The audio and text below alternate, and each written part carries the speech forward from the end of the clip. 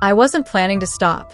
I was just driving by my son-in-law's place, thinking about nothing in particular, when a flash of silver caught my eye. My wife's Lexus, parked in his driveway. It should have been sitting in our garage at home. My chest tightened. Something inside me whispered danger. I slowed the car, engine humming low, and pulled over to the curb. My hands gripped the steering wheel so hard the leather creaked. For a moment, I thought about turning around, pretending I hadn't seen a thing. But the instinct was too strong. I had to know. I stepped out, careful, quiet, like a man walking toward his own execution. The April air bit cold against my face, but my body burned with heat. Each step felt heavier than the last as I crept closer to the side window. When I heard the voices drifting through the thin glass, my world cracked open. Margaret's voice. My wife of 25 years. Words sliding out soft, almost musical, but dripping with venom. When the old fool finally signs the papers, we'll have everything we planned for. I froze. My knees nearly buckled. That voice, once my comfort, was now a knife twisting into my chest. I stayed pressed against the wall, breath shallow, ear straining to catch every word. And then I heard Dan, my son-in-law, my daughter's husband. His smug, lawyer's cadence carried through the window like a verdict. The timeline's perfect, he said. File in June. Claim irreconcilable differences. With the new statutes, Margaret gets half of everything, plus spousal support. For life. I wanted to be sick. My stomach turned as Margaret laughed, a sound I used to think was light, joyful. Now it was ice. She was lounging on my daughter's couch, legs crossed like a queen surveying her spoils, while Dan leaned back with the confidence of a man who thought he'd already won. I fumbled for my phone with shaking hands, hitting record just as Dan laid it all bare. My assets. My life's work. My entire future, reduced to bullet points in a manila folder on the coffee table. 25 years of playing the devoted wife, Margaret said casually, inspecting her nails as if my soul weren't breaking apart outside that window. Pretending to care about his boring construction stories? Smiling, nodding, worrying with him over peril? The man actually believes I love him. Her words gutted me, because until that moment I really did believe it. A twig snapped under my foot. The sound cracked the air like a gunshot. Their voices died instantly. I pressed my body hard against the brick, heart hammering, sweat soaking through my shirt despite the chill. Did you hear something? Margaret whispered, sharp with suspicion. Probably just the neighbor's cat, Dan said after a pause. Then, with cruel confidence, he won't suspect a thing. The man couldn't spot a conspiracy if it wore a neon sign. They laughed. Together. At me. I stood there another 15 minutes, my phone capturing every poisoned word, my body trembling with rage and disbelief. Finally, I slipped back to my car, numb, hollow. I sat there staring at my hands on the steering wheel. The same hands that had built everything, brick by brick, hour by hour. The empire that kept Margaret in silk dresses, designer handbags, first-class vacations. The same hands that had walked her down the aisle when her own father refused to bless our marriage. And still, in her eyes, I was nothing but a fool. Her voice echoed, replaying in my skull like a curse. The man actually believes I love him. The truth burned hotter than fire. Until 30 minutes ago, I did believe. Every word, every smile, every kiss.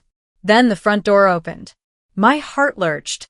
Margaret stepped out first, swinging that designer bag with casual grace, followed by Dan adjusting his tie like the smug lawyer he was. They hadn't expected me. Their shock was written plain on their faces. Alan, Margaret's voice cracked an octave higher. What are you doing here? I forced myself to breathe, to wear the mask I'd worn for decades. Calm. Collected. Blind. Just finished a site inspection nearby. I lied smoothly, stepping out of my car. Thought I'd stop by and see Brianna. Dan moved closer, protective, suspicious. His pale gray eyes searched mine like a man scanning for evidence. She's not here, Margaret blurted quickly. We were just helping Dan organize some legal documents for a client. The lie came too easily, too polished. How many had I swallowed before this one? Oh, I said lightly, almost playfully. I thought you'd be at work until 6. Didn't you mention something about the Henderson proposal this morning? A flicker. Panic across her face. I left early. Headache. Sorry to hear that. I turned my gaze on Dan, forcing a smile that didn't reach my eyes. Working on an interesting case? Asset division, he said automatically. Then, realizing too late, added, for a divorce client. The words hung in the air like smoke. Thick. Suffocating. A truth they couldn't reel back. Very complex financial situation, Dan had said, his lawyer tone crisp, almost amused. The irony might have been laughable if it weren't cutting straight through my life. Margaret's eyes darted between us, calculating, searching my face. How long have you been here, Ala? I forced a steady breath. Just pulled up. My voice came out even, but my pulse hammered. Her smile stretched, too polished, too careful. You seem tense. Everything okay? The woman who had just plotted my financial execution was asking about my well-being. I nearly laughed at the absurdity. Long day. You know how it is. I gestured toward Dan, as if dismissing the weight pressing on my chest. Don't let me interrupt your work session. We were just finishing, Dan said smoothly, his hand sliding onto the small of Margaret's back. A casual touch. Possessive. Familiar. My stomach turned. How long had that been happening? I pulled out my phone, pretending to check the time, tilting the screen so they couldn't miss it. Neither reacted outright, but Dan's eyes lingered just a second too long. He'd noticed. I should head home. Dinner won't cook itself. Margaret laughed. The sound was brittle, hollow. I'll be along shortly. Just need to wrap up here. Take your time. I opened the car door, then paused as if something had just come to mind. Oh, Margaret, Dr. Patterson's office called. Something about rescheduling your physical? Conflict with your work schedule? For the briefest second, her face went blank. The look of someone caught off guard, mask slipping. Then she recovered with polished ease. Must be a mix-up. I'll call them later. No worries. These things happen. I slid into the driver's seat, heart pounding. See you both later. I backed out of the driveway slowly, eyes fixed on the mirror. They stood frozen until my car disappeared around the corner, then leaned closer together, heads bent in hurried whispers. The dance was complete. They knew I might have heard something. I knew they were plotting to destroy me. Yet all of us were pretending life was normal. Margaret would drive home later, armed with excuses. Explanations ready for every detail. But what she didn't know was that I carried 43 minutes of crystal-clear audio in my pocket. Evidence sharp enough to cut through every lie. For the first time in an hour, my hands were steady on the wheel. The shock had begun to fade, replaced by something harder, colder, focused. They thought they were playing chess while I was fumbling with checkers. They were about to learn how wrong they were. The 15-minute drive home blurred past traffic lights and familiar streets. Muscle memory guided me. I pulled into our circular driveway, past the manicured gardens Margaret insisted we outsource, past the fountain she demanded for our 20th anniversary. The house rose before me like a monument. Every board, every nail, every corner designed with my hands. A love letter carved in wood and stone to a woman who now schemed to steal it. I didn't get out right away. I sat in the car, staring. The front door, the windows, the home that had once been sanctuary. Now it felt like enemy ground. When I finally walked inside, silence greeted me. But it wasn't peaceful. It was hollow. Margaret's chatter about her day, the neighbors, her latest shopping find, had always filled these rooms. Tonight the silence mocked me. My eyes caught the wedding photo on the mantel. December 15th, 1987. Margaret glowing in ivory silk. Me in a rented tuxedo, looking far younger, full of pride. We looked happy. I believed it was real. She was 22 then, working as a secretary at Morrison and Associates. I was 37, finally turning a real profit after a decade of grinding days and cheap dinners. We met at their Christmas party. She laughed at my corny joke about concrete mixers. The sound lit up my chest. I asked her to dinner, and she said yes so quickly I wondered if she had been waiting for me to ask. Our first date at Romano's stretched past midnight. I spilled out my dreams of building something lasting. She reached across the table, touched my hand, and told me I wasn't just building structures. I was building homes. 6 months later, I proposed. I believed she loved me. I still wanted to believe it, even now, though the evidence said otherwise. On the kitchen table sat our 25th anniversary card, dated just last December. Margaret's handwriting flowed smooth and elegant. To my wonderful husband, thank you for making all my dreams come true. Here's to 25 more years of happiness. All my love, Margaret. All her love. The words curdled in my mouth.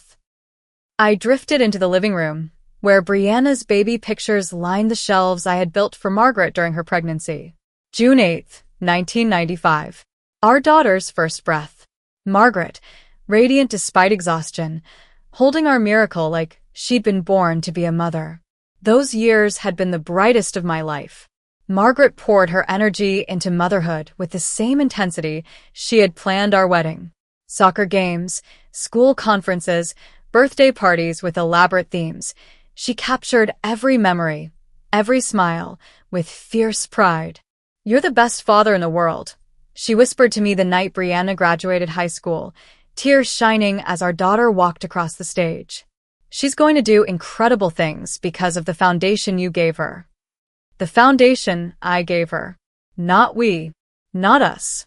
Just me. Maybe the cracks had always been there. I just hadn't wanted to see them. I sank into my old leather recliner, the one Margaret always hated.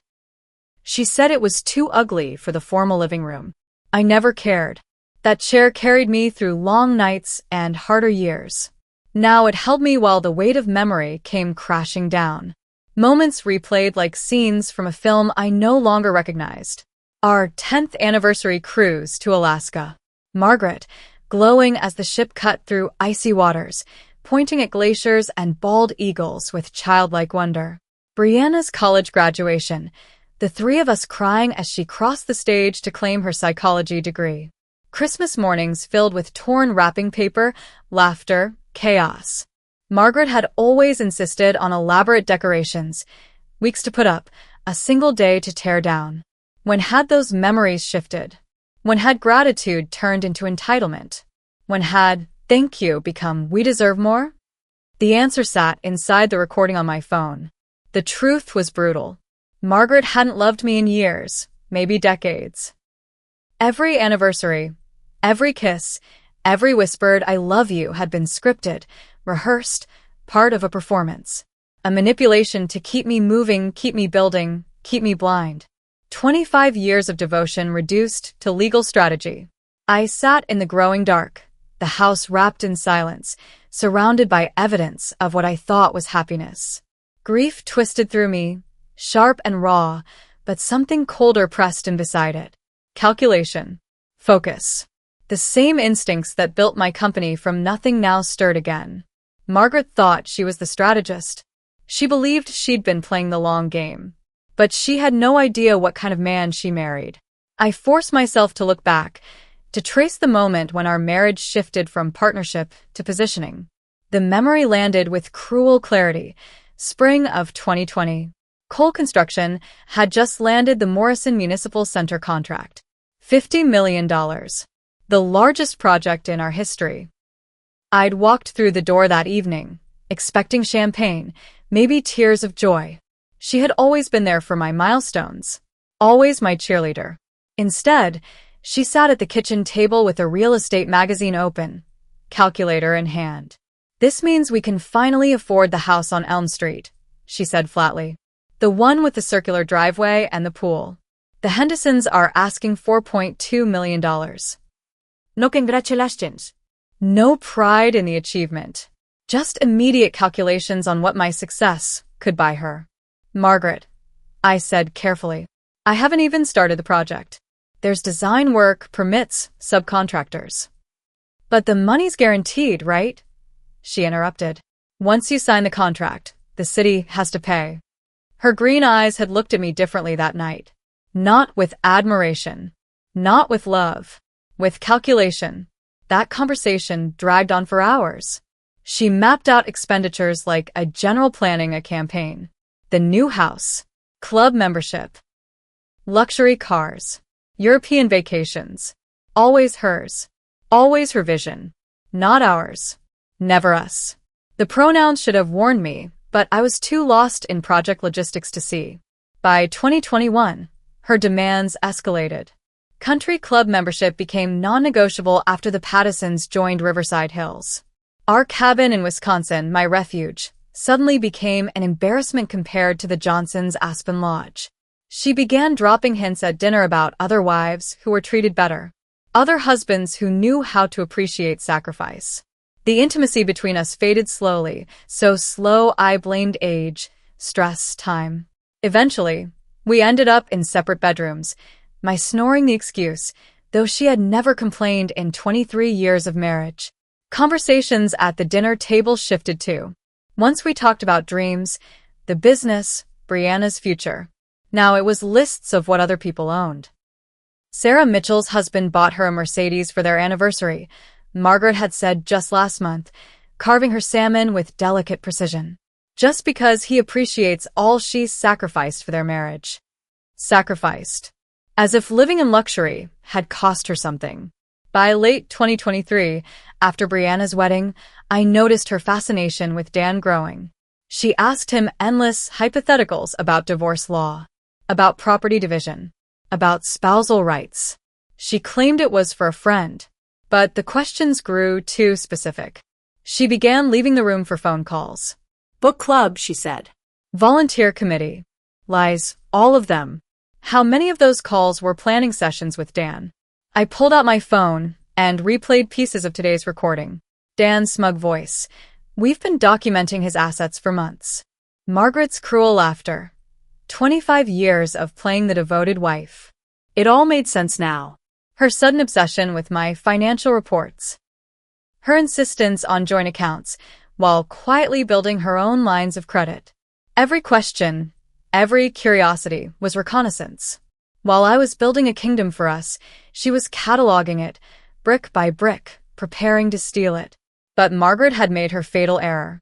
She underestimated me. The same man who built coal construction from a single truck and a borrowed toolbox still lived inside me. The same analytical mind that survived 35 years of labor strikes, contract disputes, municipal politics, was now turned on her. She thought she was playing chess. She thought I didn't know the rules. She was about to find out exactly who she married. Margaret had spent months arranging her game pieces, moving quietly, assuming I was blind to the board. She believed I was predictable, oblivious. A husband too busy building an empire to notice betrayal simmering under his own roof. She was wrong. I stood from the recliner, the leather groaning under my weight, and walked into my home office. The shelves lining the walls held 35 years of my life, tax returns, contracts, partnership agreements, deeds. Every piece of paper Margaret thought she was secretly cataloging. But I knew something she didn't. The real assets weren't there. I scrolled through my phone and stopped at a name. Marcus Webb. My accountant. My friend. The one man alive who knew about the offshore structures I'd put in place years ago. Legal. Documented. But invisible to anyone without forensic precision.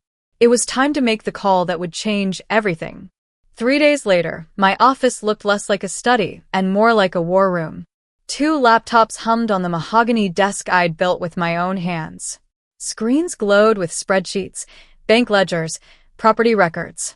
Yellow pads cluttered every inch of the surface, scrawled with columns labeled assets. Weaknesses. Timeline. Leverage. I shaved carefully that morning.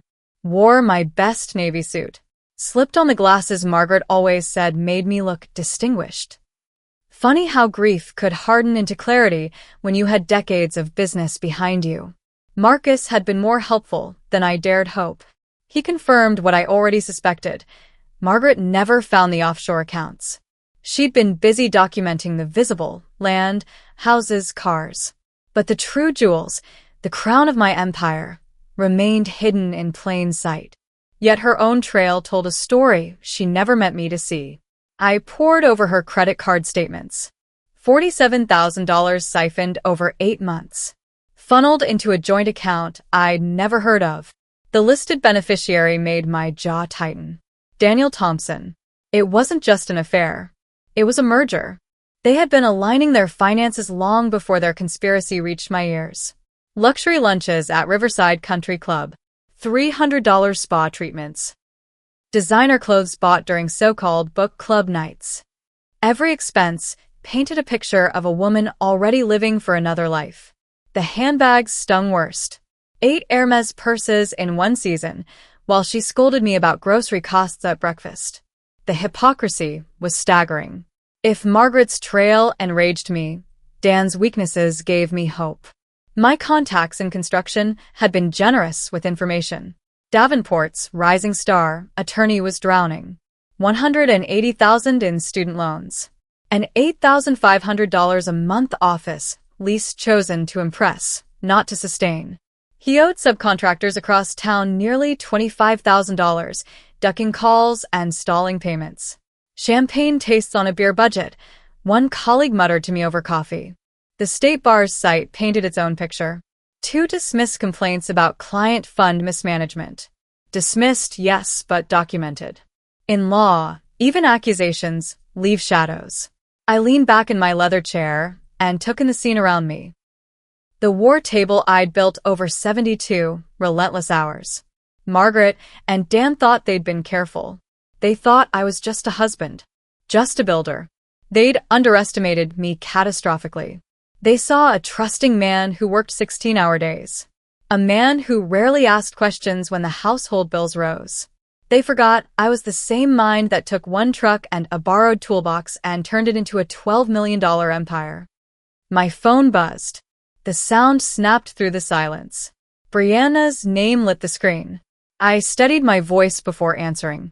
Hey, sweetheart. How's your day? Dad.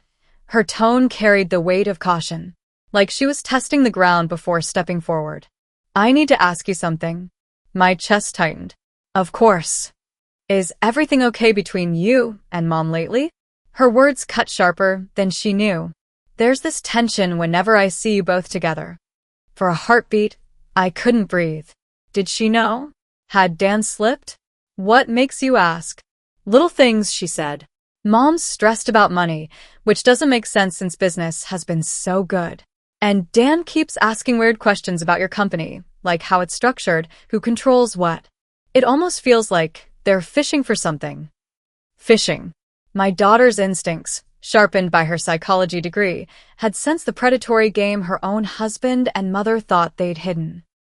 I forced calm into my voice. Probably just curiosity. You know your mom. She's always worried about financial security. Maybe. But she didn't sound convinced. Then her voice cracked into something raw.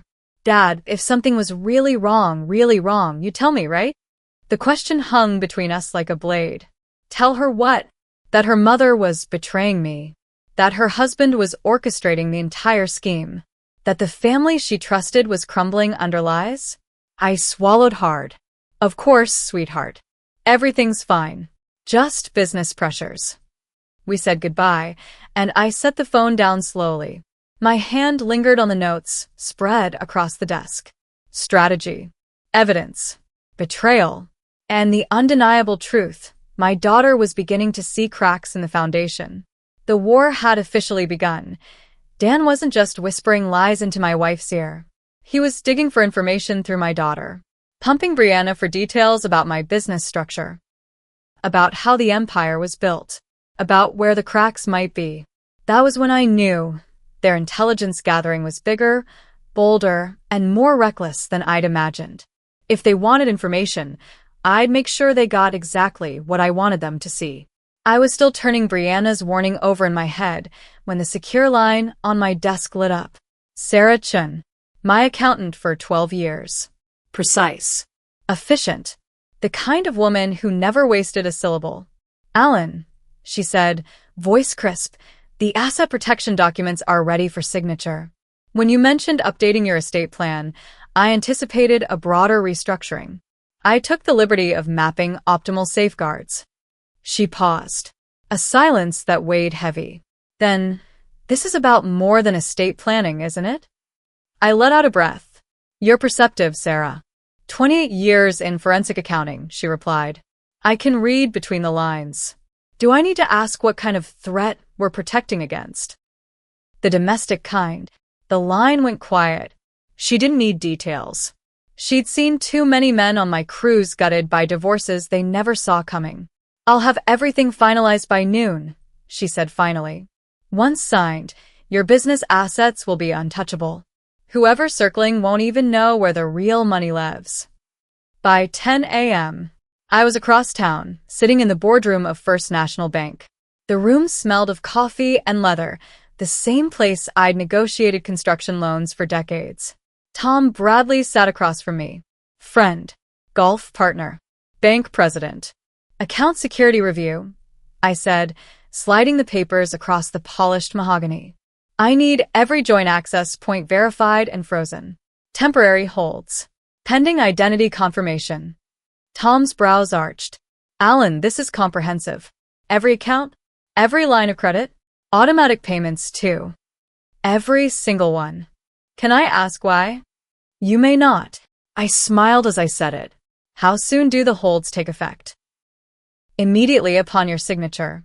All account holders will be notified. Access will require in-person ID and secondary verification. Tom studied my face. This is going to inconvenience Margaret. I leaned back. That's the point. At 11:47 a.m., the locks engaged. By noon, Margaret was sliding into her seat at Riverside Country Club, surrounded by her circle of construction wives. 15 minutes later, the first alert hit my phone. Declined transaction. At 12:15, my cell rang. Margaret's voice, breathless with panic. Alan, something's wrong. My card was declined. The bank says there's some kind of hold. Do you know what's happening? Her tone dripped with rehearsed innocence. No mention of the joint account in Dan's name. No admission of the $47,000 she'd siphoned away. Just the performance of a humiliated wife caught in public inconvenience. Security hold? I echoed. That sounds serious. Did they say what triggered it? Something about verifying identity. It's embarrassing, Alan. I'm sitting here with Linda and Susan and Janet. I couldn't even pay for lunch. Her distress wasn't about me. Or us. It was about appearances. Reputation. After 25 years, I knew her priorities better than she did. I'll call Tom right away, I assured her. Calm. Reassuring. We'll get it fixed. But I didn't call Tom. I drove to the construction site instead. The foundation pour for the new medical center was underway, machinery rumbling, men shouting orders, steel meeting concrete. It grounded me, reminded me what was real. Meanwhile, my phone buzzed like a hive. Margaret again and again. 1:47 p.m. Still locked out. This is ridiculous. 2:23 p.m. Tom Bradley's secretary says he's in meetings. What kind of bank president ignores his best customers? 3:15 p.m. Even our emergency credit line is frozen. How am I supposed to buy groceries? Every message filled me with grim satisfaction. For 25 years, she lived in the comfort I built. She never once worried whether the mortgage check would clear, whether the lights would stay on, whether the future was safe. Now she tasted what it felt like when security evaporated without warning. But Dan's reaction, that was the real prize. At 4:30, Mike Rodriguez, my investigator, called. Thompson tried to access his joint account with your wife 3 times. No luck. Then he moved to a trust account, likely your daughter's education fund. That one's locked too. And his reaction? Ugly. Angry calls. Threats. Demands to escalate to management. Classic overconfident lawyer realizing the floor just collapsed under him. By 6 p.m., I was back in my office, reviewing the day's battlefield. Every joint account, frozen. Every credit line, suspended. Every automatic transfer requiring my direct approval. Margaret's access to 25 years of wealth had been stripped to whatever cash sat in her purse. And the best part?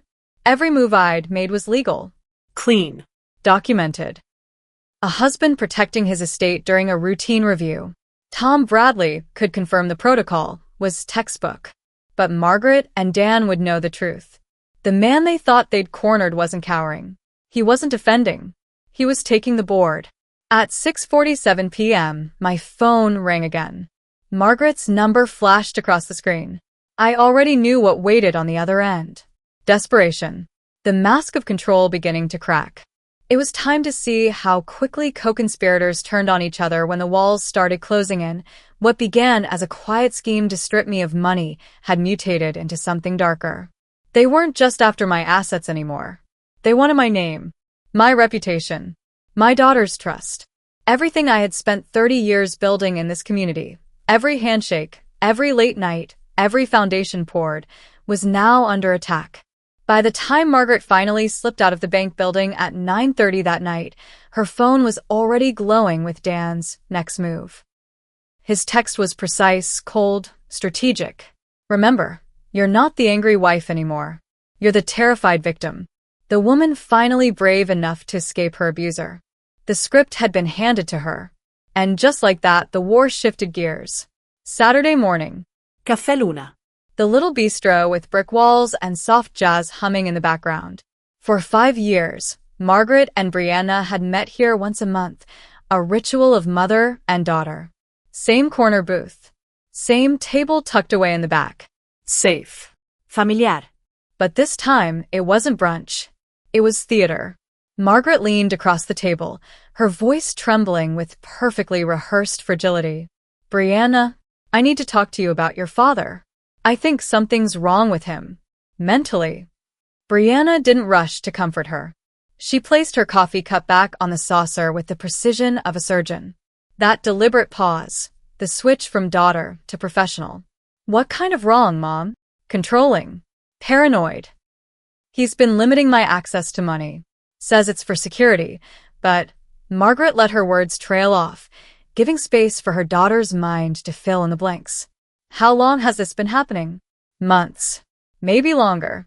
I thought it was stress. But yesterday, he froze me out completely. I couldn't even pay for lunch. Brianna leaned forward now, her tone calm, clinical. Mom, financial control can be abuse. But it can also be legitimate management during legal or business transitions. What's Dad's explanation? The neutrality of her question cut through Margaret's performance like a scalpel. Margaret had expected tears, outrage, sympathy. Instead, she was facing her daughter, the therapist. He says it's just account security. Margaret's voice cracked, her hand trembling for effect. But Brianna, we've been married 25 years. This isn't routine. This feels like punishment. Punishment for what? Margaret froze. She couldn't reveal too much without unmasking her own conspiracy. Her mind scrambled for safe ground. I think he suspects I've been questioning our marriage. Maybe he's trying to scare me. Keep me from leaving. Mom, Brianna's tone shifted, firm but kind. The patience of a woman who had counseled liars and manipulators for years. Are you saying Dad is financially abusing you to stop a divorce? Or are you saying you're considering divorce and Dad is protecting assets? The distinction was a blade, cutting straight to the truth. Margaret flinched. Then she pivoted. I'm saying your father has changed. His behavior concerns me. As a psychologist, I thought you could help me understand what's happening. Brianna didn't let her off the hook. Major behavioral changes always have triggers. What happened 3 days ago that made him restrict account access? Margaret's mind raced. She couldn't answer that. Not truthfully. Not without admitting her own betrayal. I don't know, she whispered finally. That's what scares me. But Brianna wasn't buying it. Her gaze stayed steady, clinical. She wasn't looking at her mother. She was diagnosing a patient. Mom, are you asking me for psychological advice? Or are you asking me to take sides? The bluntness shattered Margaret's carefully rehearsed performance. Her victim narrative crumbled under the weight of professional detachment. I'm asking you to help me understand what's happening to our family, Margaret managed. Then talk to Dad, Brianna replied. Be honest. Don't ask me to psychoanalyze him through your filter. That's not how truth works. The conversation was over. 20 minutes later, Margaret stormed out of the cafe, her performance in ruins. Fury boiled beneath her carefully crafted victim mask. If Brianna wouldn't automatically validate her claims, then her whole narrative risked collapse. And without her daughter's support, Dan's script of the terrified wife would fall flat. Meanwhile, 40 miles away, I sat in my office at Cole Construction. It was late morning. Papers spread across my desk, job site reports, cost estimates, the familiar rhythm of my world. That's when the call came. Jim Morrison, old friend, trusted contact. His voice was low, carrying the weight of insider knowledge. Alan, you'll want to hear this. Dan Thompson's in trouble with the state bar. I straightened in my chair. What kind of trouble? Investigations. Word is, they're after him for mishandling payments on the Mitchell case. 3 subcontractors filed complaints. He took his client's money, but never paid the trades. I set down my coffee, my mind already calculating angles. That's a trust account violation. How serious? Serious enough that there's a hearing next week. Thompson scrambling to find $23,000 to cover it before the hammer drops. 23,000. The exact number I'd uncovered in my own research. The noose was already tightening. Jim, I said, would those subcontractors be willing to talk? Willing? They'd be eager. They're furious. 6 months of excuses. Always blaming his client or the courts. They're small operators, Alan. Guys who can't eat that kind of loss. He bled them dry. I leaned back in my chair, a slow smile pulling at my face. The man who thought he could destroy me was already drowning. All I had to do was hold his head under a little longer. Did I spend the next 3 hours on the phone, moving piece by piece across the chessboard? Every call sharpened the blade I was about to drive into Dan Thompson's career. First was Bob Martinez Electrical. 8 months waiting for $7,400 that never came. His voice carried the raw frustration of a man who'd been lied to too many times. Next, Steve Chun Plumbing. 9,200 owed since October. He spoke with the bitterness of a business owner who had employees to pay, but no check to cover them. Then Randy Foster Roofing. 6,500 still missing for a job completed before Thanksgiving. His laugh was short, sharp, bitter. A man tired of chasing promises that never materialized. Each call followed the same script. I wasn't Alan Cole defending himself. I was simply a construction executive doing due diligence. A routine courtesy check before hiring an attorney. And each man, hungry for justice, desperate to warn others, poured gasoline onto the fire. Stories of shortcuts, excuses, shady handling of money. By 1 o'clock, I had more than just anecdotes. I had a dossier, evidence of a clear pattern. Dan siphoning client trust funds as if they were his personal checking account. Misleading contractors. Violating bar rules. Exploiting the very people he claimed to represent. At 2:30, I dialed the number that mattered most, the State Bar Association's ethical complaint hotline. I'd like to file a formal complaint, I told the intake specialist, my voice steady. The attorney's name is Daniel Thompson. He's engaged in systematic misuse of client trust accounts and misrepresented payments to industry professionals. They asked for details. I gave names, Dollar amounts, timelines. I laid out Dan's fraud with surgical precision. 3 contractors agreed on the spot to testify. They wanted blood.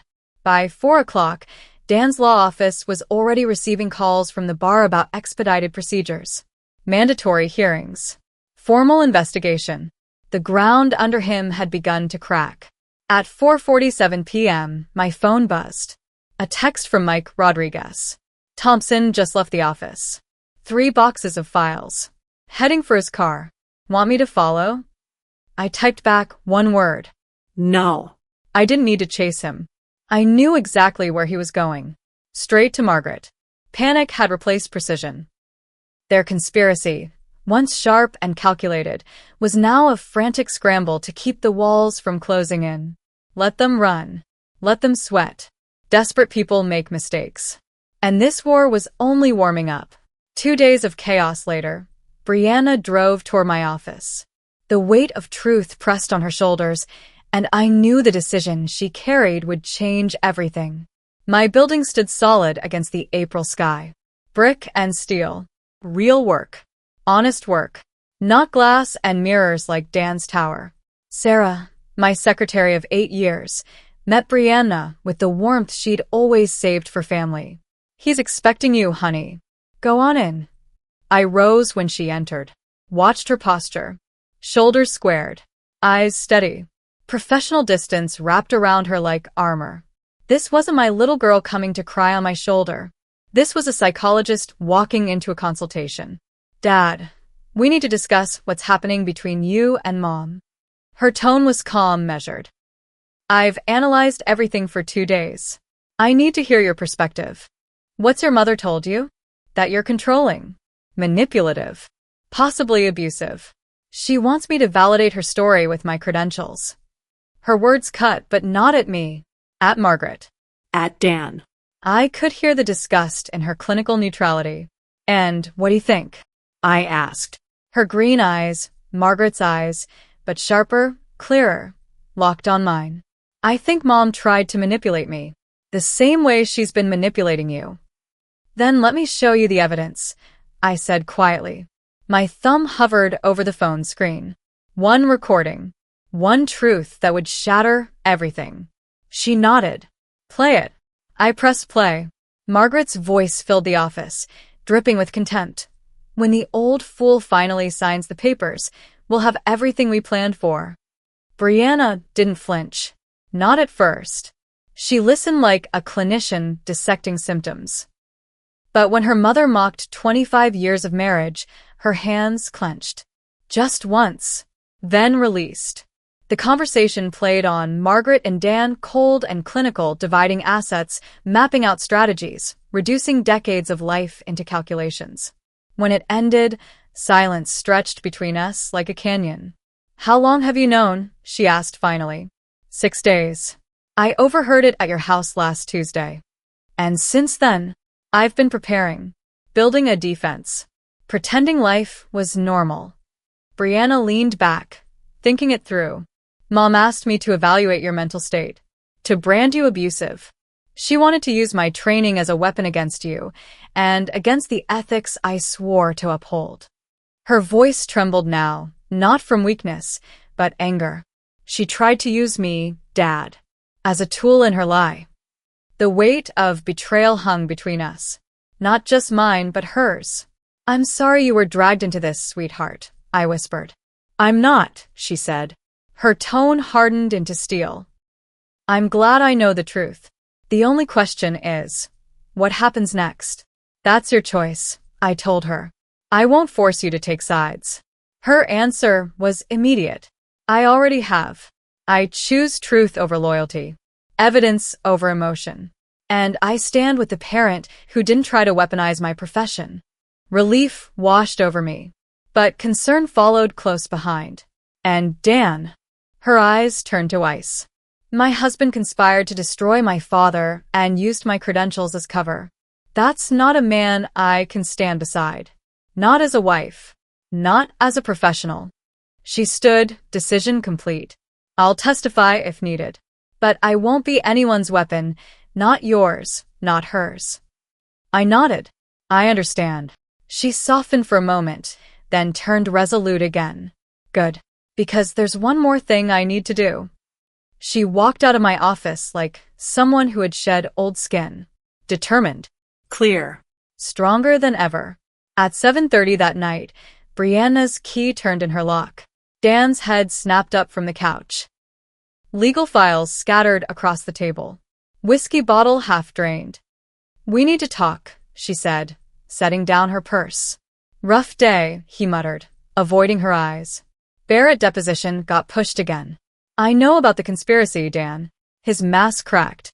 The lawyer's calm slipped. Panic leaked through. "What conspiracy?" "The one where you and my mother plotted to destroy my father. The one where you tried to use me as your shield."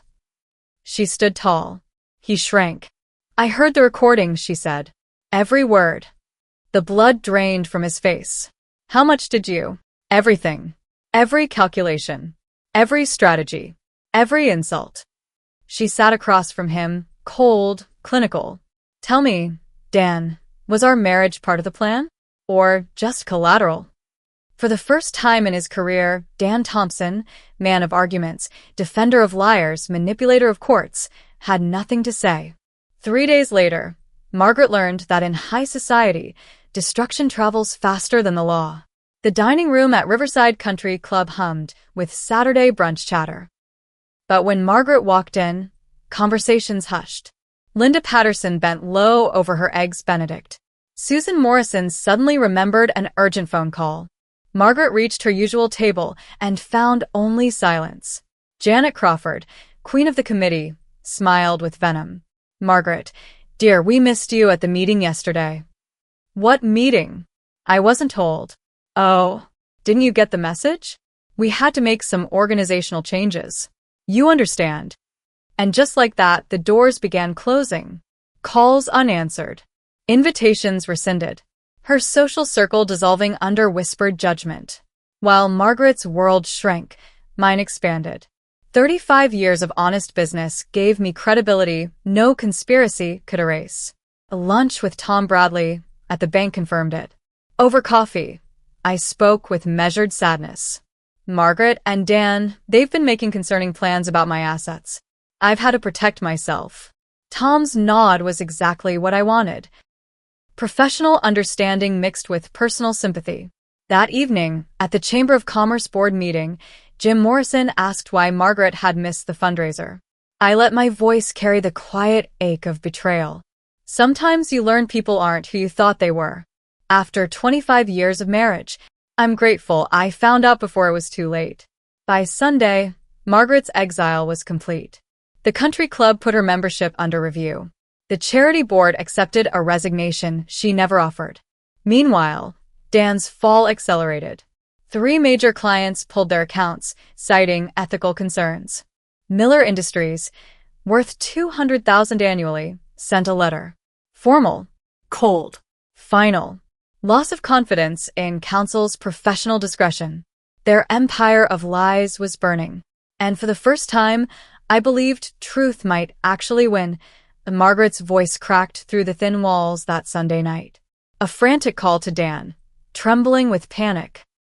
Everyone knows, Dan. Everyone. I can't even show my face in this town anymore. Her words dripped with desperation.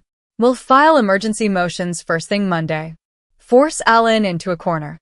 Dan's reply was sharp, brittle. Before what? Before I lose my license? Before you crawl back to your sisters in Minnesota? Their voices rose and fell until midnight, circling blame, grasping at excuses. 2 conspirators bound together by greed, discovering too late that shared guilt doesn't equal shared salvation. Tomorrow, they would gamble everything. Tomorrow would be their last play. And I was ready. Monday. Margaret stepped into the high-rise office of Linda Hawthorne. A name whispered through courthouse halls. A divorce attorney known for tactics that scorched earth and burned bridges, leaving only smoke and wreckage behind. The glass-walled conference room overlooked the very courthouse where Margaret dreamed of destroying me. Yet Linda's eyes told a different story. Seasoned skepticism, the kind born from years of listening to fabricated grievances. Mrs. Cole, she said, flipping through a thick folder, I've reviewed your materials. From what I see, your husband's financial protections are lawful. Joint account holders have rights during marital conflict. Margaret's mask slipped. It's financial abuse. He's controlling every cent, cutting me off from money we built together. Linda's gaze didn't waver. Money he earned, according to 25 years of tax records. You haven't been employed since 1989. The words landed like a verdict. Homemaker. Once her badge of luxury and security. Now it read like a confession of dependency. What about emotional abuse? Margaret pushed harder. Intimidation? Control? He's always been controlling. Linda leaned forward. Documented incidents, Mrs. Cole. Has he threatened you? Physically? Prevented you from leaving? Isolated you? Monitored calls? Each question tore at the story she'd rehearsed in sleepless nights. Lies crumbling under the weight of truth. Alan Cole had never lifted a hand, never raised a fist, never locked a door. Margaret had nothing. 10 blocks away, Dan's world collapsed under the weight of bureaucracy. The call came from the State Bar. Mr. Thompson, additional complaints have been filed. Allegations that you've been using client trust funds for personal expenses. Dan's grip on the phone tightened. His voice forced calm. Those allegations are unfounded. My records are in order. The investigator cut him off. We have documentation. Martinez Electrical invoiced 8 months ago. Payment was promised. Settlement reached 6 months ago. The funds? Still missing. Where are they? Dan's stomach sank. He knew exactly where. His personal checking account. Rent. Loans. Office expenses. What he once called creative cash flow now had a different name. Embezzlement. The voice on the other end was clinical. Formal hearing Thursday morning. Bring complete financial records. 18 months back. Dan hung up, sweat dripping down his temple. The walls of his glass tower were closing in. By Wednesday night, Margaret and Dan sat in his hollowed-out office. 2 generals plotting their last war with no troops left to command. Margaret's voice cut through the silence. We have to file domestic violence claims. It's the only way to put Alan on the defensive. Dan stared at her, exhausted. False claims are felony charges. If we're caught. She interrupted, defiant. If we don't, I'm ruined. You're disbarred either way. At least this way, we go down fighting. Dan looked across the table at the woman who, 6 months ago, was just a restless housewife bored of her reflection. Now she was proposing perjury in federal court. The devil they'd awakened had consumed them both. Thursday, May 1st. The Davenport County Courthouse felt different that morning. Solid. As if the bricks themselves carried the weight of my 35 years of honesty. Judge Patricia Hendricks presided. Nonomshense. Eyes like steel sharpened by decades of sifting lies from truth. Margaret sat at the plaintiff's table, dressed for the part. Conservative dress. Bought a makeup. A trembling hand clutching tissues. The costume of a battered wife. Mrs. Cole, the judge began, reviewing the petition. You allege financial abuse and intimidation. Tell us what happened. Margaret's voice quivered. For months, my husband's restricted my accounts, monitored spending, threatened to ruin me if I left. Last week, he cut off all access. I had nothing. Her performance was flawless. Vulnerability rehearsed, her lies polished by desperation. Then James Morrison, my attorney, rose. His voice steady, unshakable. Your Honor, not only are Mrs. Cole's claims false, but we have evidence of a conspiracy to defraud my client. Audio recordings. The judge leaned forward. A serious accusation, Counselor. James pressed a button. The courtroom filled with Margaret's voice. When the old fool signs the papers, we'll have everything we planned for. Gasps. Heads turned. Margaret's face drained white. For 43 minutes, the room listened. My wife mocking me. Dan outlining schemes to strip my assets. Both of them plotting to weaponize my daughter's career. The performance of a victim collapsed under the weight of her own recorded cruelty. The judge's gavel fell. Petition dismissed. Case referred to the district attorney for perjury review. Margaret's lawyer, pale, withdrew on the spot. She'd been used as a pawn in a fraud she wanted no part of. 2 weeks later, the wreckage was complete. Margaret, stripped of claims to spousal support, bound by a prenup she'd forgotten she'd signed. Dan, disbarred permanently. $127,000 missing from client accounts. Last I heard, he was in Nebraska, working as a paralegal. Brianna, stronger than either of them, filed for divorce. Building a new practice rooted in truth. Helping others recognize manipulation before it destroyed them. And Margaret? She now stands behind a cash register at the same mall where she once drained my accounts on luxury. The irony is poetic. As for me, coal construction is stronger than ever. Contracts returned. Friendships deepened. My home, once a stage for performance and betrayal, is now filled only with honesty. The sound of rain on windows I built with my own hands reminds me every day, this house is mine. My life is mine. Margaret had been right about one thing. I had believed she loved me. But now I understand the difference between real love and an act.